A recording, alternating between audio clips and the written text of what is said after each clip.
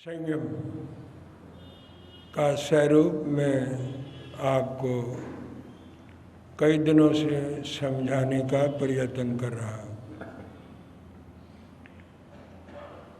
लौकिक जीवन में संयम की ज़रूरत बहुत ज़्यादा रहती। साधु और सन्यासी के जीवन में तो संयम होता ही है और वो संयम ग्रहण करता है और ये प्रतिज्ञा करता है कि वो मन वाणी शरीर से संयम की आराधना करेगा शांति और मोक्ष प्राप्त करने के लिए। जिस व्यक्ति के जीवन में जितनी अधिक प्रवृत्तियां होती हैं, व्यवहार होते हैं, और जो व्यक्ति जितने ज़्यादा लोगों में रहता है और उसका संपर्क अधिक लोगों से बना रहता है, उसे और भी ज़्यादा संयम की ज़रूरत पड़ती है। निवृत्ति मार्ग में व्यक्ति अपने मन का, वाणी का और शरीर का संयम रखता है, लेकिन गृहस्थी को और भी ज़्यादा संयम की ज़रूरत है, क्योंकि उसके संबंध, उसके व्यवहार बहुत लोगों के साथ रहते हैं। उन लोगों में कुछ अच्छे लोग होते हैं, कुछ बुरे भी होते हैं, कुछ धार्मिक होते हैं, कुछ अधार्मिक होते हैं, कुछ सज्जन होते हैं, कुछ दुष्ट और असज्जन लोग होते हैं। तो उन सब के साथ व्यवहार चलाने के लिए और अपने आप को अछूता रखने के लिए और उनके प्रभाव से मुक्त रहने के लिए व्यक्ति को संयम की अत्यधिक आवश्यकता पड़ती है। भगवान महावीर ने वैसे 17 प्रकार का संयम कहा, लेकिन 3 बातों में सारा संयम आ जाता। हम इसको मन संयम, वचन संयम, काय संयम कह सकते हैं। श्रीमद् स्थानांत सूत्र में भी ये कहा है कि संयम 3 प्रकार का होता है, मन संयम, वचन संयम, काय संयम। मन को अपने बस में रखना, वाणी को अपने नियंत्रण में रखना और अपनी काया को, शरीर को अपने अधीन रखना। वैसे आध्यात्मिक क्षेत्र में जो मन का संयम कर लेता है, उसकी वाणी अपने आप ही अपने बस में हो जाती और काया का संयम भी स्वतः हो जाता है। लेकिन साधना करने के लिए साधना नीचे से शुरू होती, हमेशा साधना नीचे से होती। इसलिए सबसे पहला संयम है काया संयम। संयम के कितने नाम हैं? निग्रह, दमन, नियंत्रण, सेल्फ कंट्रोल। इसका एक और नाम ज्ञान ग्रंथों ने कहा है गुप्ति। मन गुप्ति, वचन गुप्ति, काय गुप्ति। गुप्त का मतलब है जो गुप्त है, किसी को उसका पता नहीं, प्रच्छन्न है, अर्थात किसी की दृष्टि में वो चीज़ है नहीं, वो गुप्त है। अर्थात आपके मन के विचार आपके अधीन है और आपकी वाणी आपके अधीन है और आपकी प्रवृत्तियां आपके अधीन है। आपकी प्रवृत्तियों का भी दूसरे को पता नहीं लगा।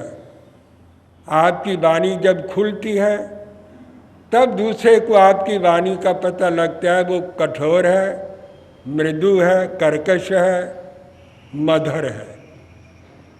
जब तक आप बोलेंगे नहीं किसी को क्या पता लगेगा। मन के भावों का पता भी तभी लगता है जब आप मन के भावों को अभिव्यक्त करते हैं, नहीं तो वो गुप्त रहते। इसलिए भगवान महावीर ने संयम का एक और नाम दिया है, गुप्ती। तो इन तीनों की व्याख्या की है। साधना नीचे से शुरू होगी। पहले आप अपने मन शरीर को संयम में रखें। अभी आप सब संयम में बैठे, निश्चल बैठे, शांत बैठे, ये संयम है। तभी तो आनंद आता है, वक्ता को भी श्रोता को भी। तभी कुछ समझ में आता है, तभी ज्ञान अंदर से जागृत होता है, क्योंकि संयम में है।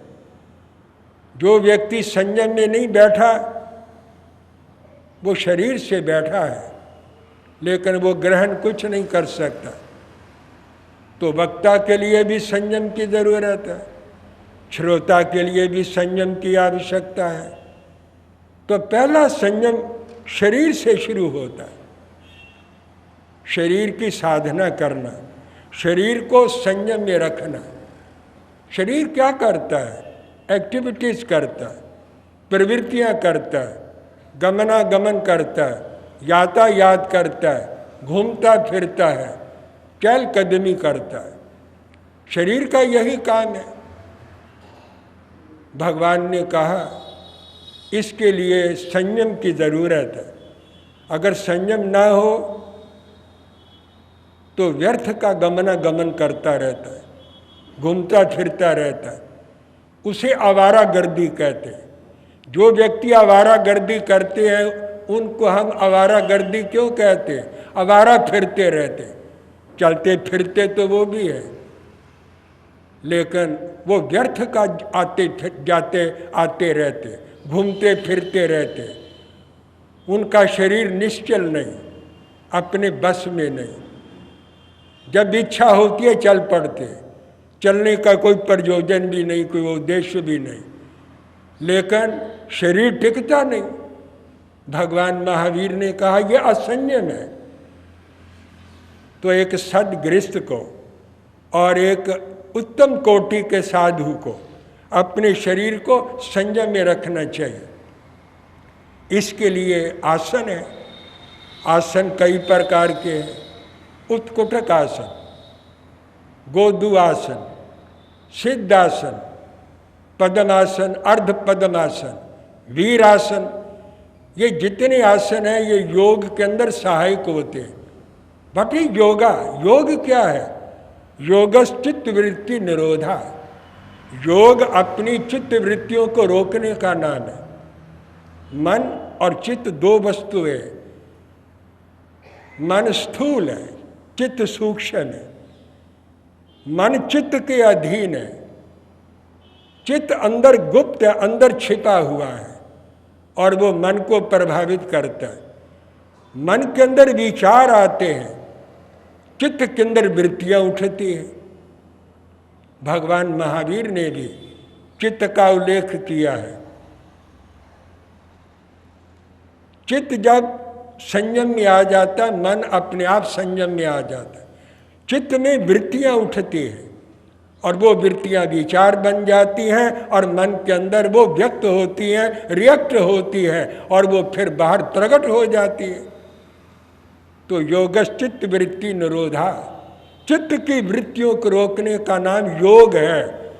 लेकिन चित्त को रोकना, मन को रोकना, ये कोई खाला जी का घर नहीं है, बच्चों का खेल नहीं है, ये बाएं हाथ का खेल नहीं है, ये बड़ी टेढ़ी खीर है। कह देते हैं मन को रोको, मन बस में नहीं होता, हो ही नहीं सकता। जब तक शरीर बस में ना हो, शरीर का संयम ना किया जाए, तब तक मन को कोई बस में नहीं कर सकता। शरीर का योग स्थूल है, उसके बाद वचन का योग है, वो सूक्ष्म है। वचन के योग से मन का योग सूक्ष्म है।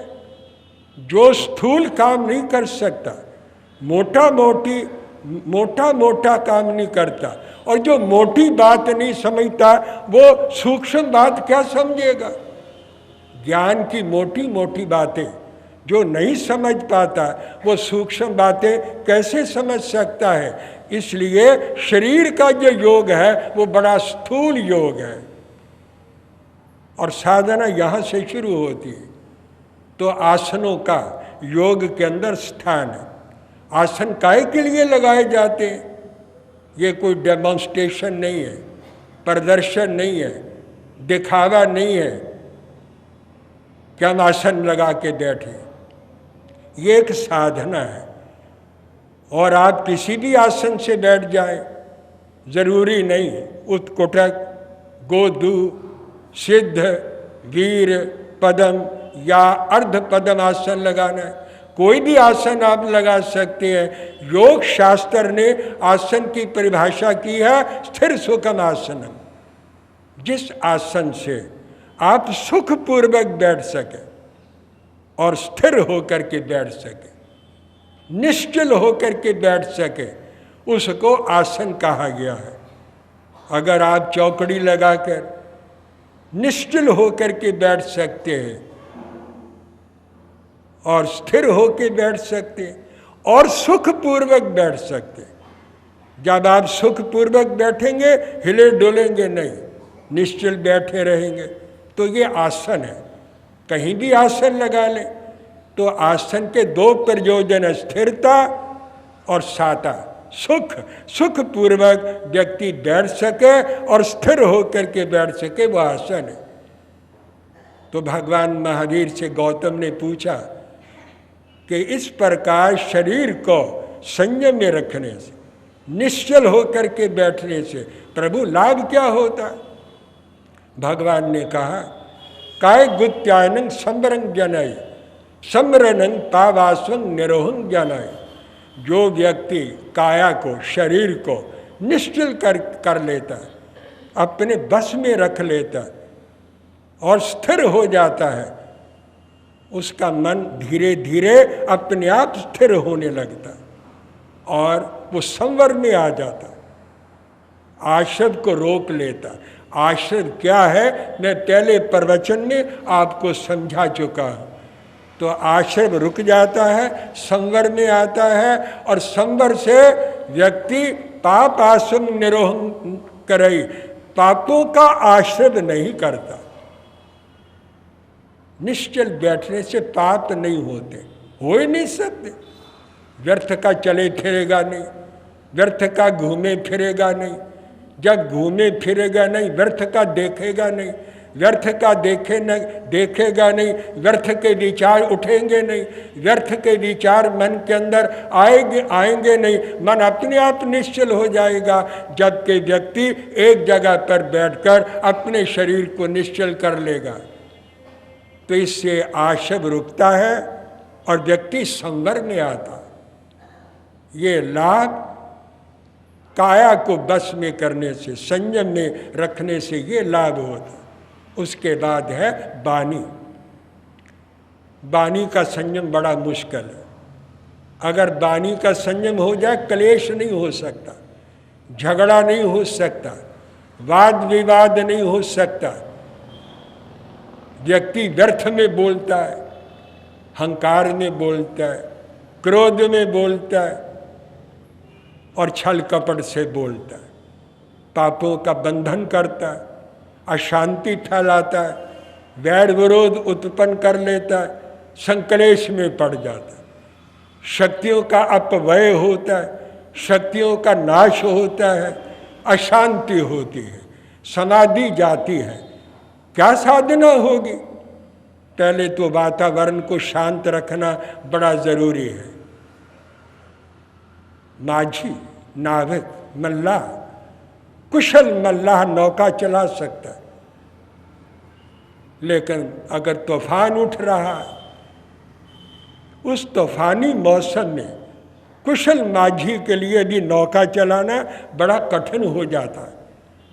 और भंवर में उलझ जाता है, किनारे पर नहीं पहुंचता, कभी नौका डूब भी जाती है क्योंकि तूफानी मौसम है और तूफान उठ रहा है। उस तूफान के अंदर व्यक्ति को नौका चलाना बड़ा मुश्किल होता है। अगर सागर शांत है, ठीक है, तो नौका सुचारू रूप से व्यक्ति चला सकता है। साधना भी शांत वातावरण में होती, घर के अंदर शांति नहीं, हर आदमी बोल रहा है, हर आदमी व्यर्थ का बोल रहा है और एक दूसरे पर कटाक्ष कर रहा है, एक दूसरे की आलोचना कर रहा है, निंदा चुगली कर रहा है और एक दूसरे पर दोषारोपण कर रहा है। अपने दोषों को कोई देखता नहीं है और दूसरों के ऊपर दोषारोपण करने में लगा हुआ है। दूसरे की आंख देखते हैं, अपना कर्म देखते नहीं। दूसरे की डांट देखते हैं कि पिता को क्यों डांटना पड़ा, बेटा ये देखता नहीं है पिता को डांटना क्यों पड़ा, अपने कर्म को नहीं देखता। अगर वो कर्म को ठीक कर ले तो पिता को डांटने की कोई ज़रूरत नहीं है। जब हर व्यक्ति अपने फर्ज को और अपने कर्तव्य को समझता है, किसी को समझाने की ज़रूरत नहीं रहती। समझाने की ज़रूरत उसी वक्त रहती है जब व्यक्ति अपने फर्ज को, अपने कर्तव्य को, अपनी मर्यादा को, अपने ध्येय को और अपने मार्ग के उन उद्देश्यों को जब ठीक नहीं समझता, फिर उसे मार्गदर्शन देने की जरूरत है। और हर व्यक्ति बोल रहा है, बोलने की आदत ज्यादा लोगों को होती, मौन रखना बड़ा मुश्किल है, चुप रहना बहुत कठिन है। एक व्यक्ति किसी महात्मा को एकांत में बैठे जब देखता है तो वो सोचता है ये सारा दिन चुप रहते, एकांत में रहते, कैसे रह लेते। जो युवक सारा दिन घूमता है, सारा दिन इधर उधर भटकता रहता है, गलियां नापता रहता है, सड़कें नापता रहता है, स्कूटर लेकर घूमता रहता है, गाड़ी लेकर के घूमता रहता है, एक योगी को, एक महात्मा को एकांत में बैठे देखकर उसके मन में ख्याल आता है ये कैसे बैठ जाते, ये तो बड़ा मुश्किल है। चुप बैठे, कोई बात भी नहीं करे और वो चाहता है कि मेरे साथ कोई बात की जाए, बात की जाए तो कल को फिर भी आएगा, ना बात की जाए नहीं आएगा। हर व्यक्ति बात चाहता है कि उसके साथ कोई ना कोई बात की जाए, करनी भी चाहिए, लेकिन कैसी बातें करनी चाहिए, व्यर्थ की बातें, संसार की बातें, राग द्वेष की बातें, ये बातें करने का क्या लाभ है, ये तो प्रमाद है, ये तो कर्म बंधन का कारण है। लेकिन हर व्यक्ति ऐसी बातें चाहता है, अगर ज्ञान की बात उसको सुनाए तो वो उसको सुनने के लिए तैयार नहीं, और जो बातें वो सुनाता है वो हमारे काम की बात नहीं। तो फिर क्या किया जाए, ज्ञान दिया जाए या अज्ञान लिया जाए? ज्ञान लेने की चीज है, अज्ञान लेने की चीज नहीं है, शांति देने की चीज है, अशांति लेने की चीज नहीं है। लेकिन गुरु ज्ञान देता है वो लेना नहीं चाहता, और वो अज्ञान की बातें करता है, गुरु सुनना नहीं चाहता, अच्छा साधु सुनना नहीं चाहता, इसलिए वो उब जाता है। तो भगवान महावीर ने कहा वही व्यक्ति उबता है जिसको बोलने की आदत रहती है, घूमने फिरने की आदत रहती है, जो शरीर के ऊपर, वाणी के ऊपर नियंत्रण कर लेता है, वो तो आनंद में बैठता है, शांति में बैठता है, उसकी तो लौ लगी होती है भगवान के साथ, आत्मा के साथ लौ लगी होती है, वो तो आनंद का पान करता है, आनंद का रस ले रहा है, लेकिन वो व्यक्ति आने वाला उस आनंद से बहुत दूर है। तो भगवान महावीर ने कहा वय गुत्यायन निर्विकारत्वं जनाय निर्विकारन जीवे अज्जित योग सहन जुत्ते यादि भवै। जो व्यक्ति वाणी को बस में कर लेता है वो निर्विकार हो जाता है, उसके अंदर कोई विकार नहीं रहता, और जिसमें कोई विकार नहीं रहता वो आध्यात्मिक योग साधनों से युक्त हो जाता है, और जो आध्यात्मिक योग साधनों से युक्त होता है वो आत्मा के साथ मिल जाता है और आत्मा के लोक में चला जाता है, और जो आत्मा के लोक को पा लेता है वो निर्वाण को प्राप्त कर लेता है। मन गुप्ति की बात भी कह दो, इसको आज मैं पूरा करना चाहता हूँ। मन गुप्त्यायनं भन्ते जीवे किं जानाय।